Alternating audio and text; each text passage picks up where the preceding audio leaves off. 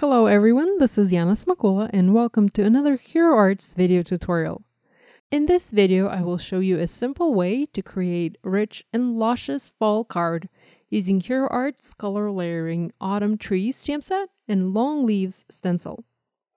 I haven't ever heard anyone say they don't like fall or the fall colors.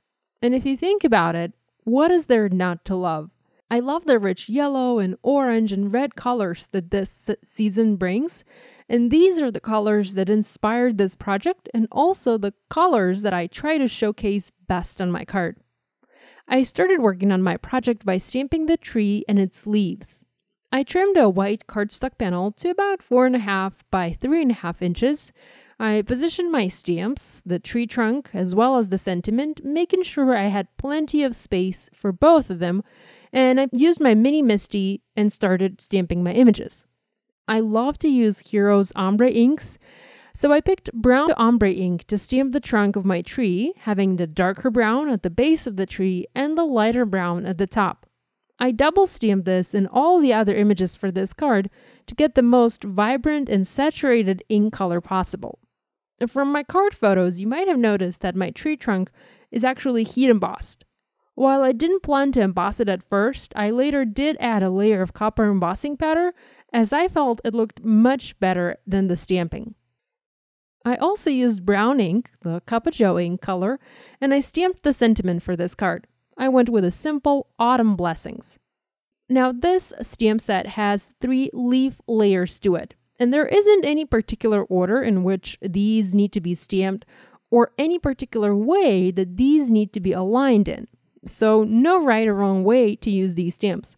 It's actually one of those ridiculously easy color layering stamp sets to use as you can't mess your stamping up.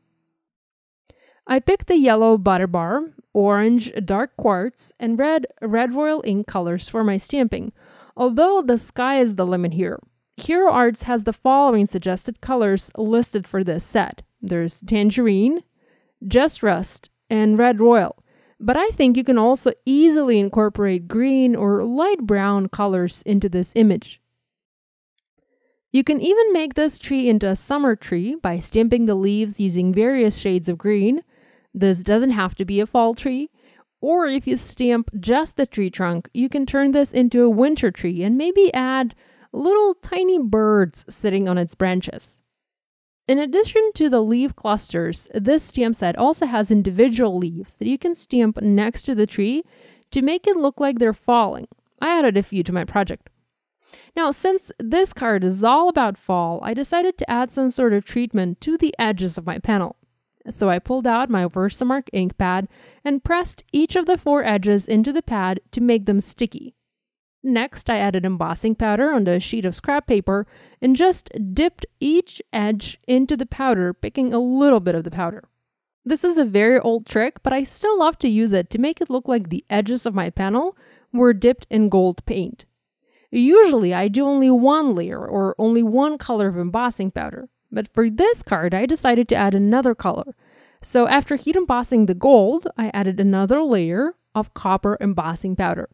I repeated all of the steps, so I inked the edges up, I added embossing powder, and I heat set it.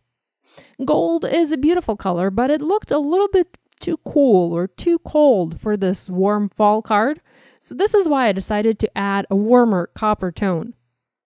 Next, I started working on the background for my card. I used my long leaves stencil and ombre autumn ink pad to create a unique and colorful background.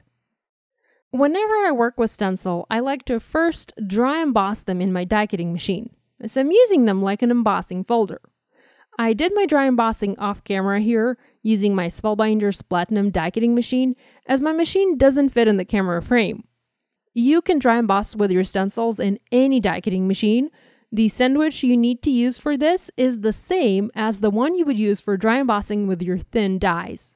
So check your machine manual for specific sandwich instructions.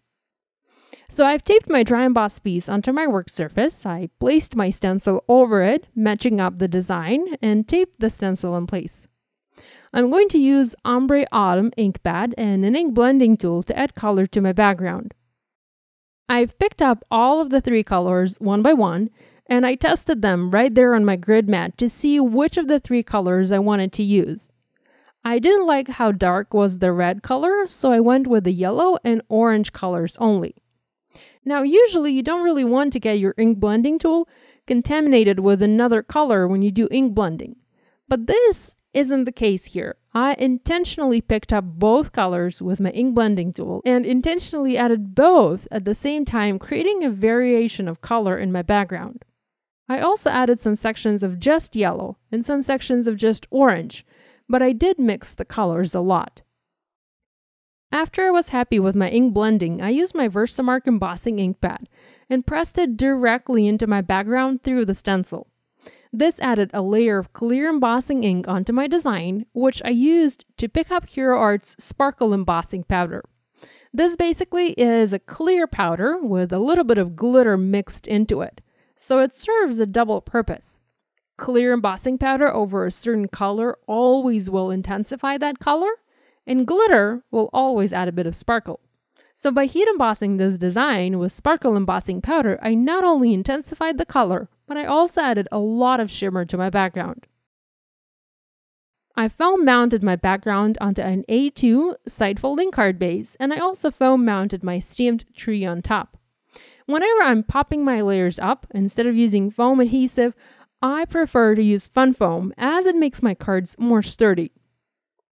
I'm glad I used fun foam for this card too, as once I had everything adhered, I decided I wanted to heat emboss the trunk of my tree in copper embossing powder. I think adding that heat embossing in the center there pulled everything together and helped me finish this card. Lastly, I embellished my project using a few champagne sequins from Hero Arts. So this is it. I hope you enjoyed this video tutorial. If you have any questions, please leave them in a comment section on YouTube or on Hero Arts blog. Thanks so much for watching. I'll see you next time. Bye!